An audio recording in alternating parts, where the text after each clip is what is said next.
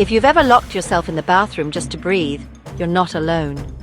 These 5 calming hacks have helped thousands of moms reset in under 15 minutes. Naturally. This is from the 15-minute Calm Mom method, a science-backed way to reset your nervous system when you're maxed out and burned out. Let's get started. Breath reset. Take 60 seconds to exhale twice as long as you inhale.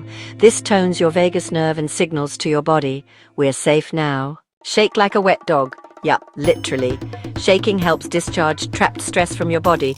Bonus, your kids will think it's hilarious. Grounding touch. Place one hand on your heart and the other on your belly. Breathe and feel your own warmth. This calms the limbic system and brings you into your body.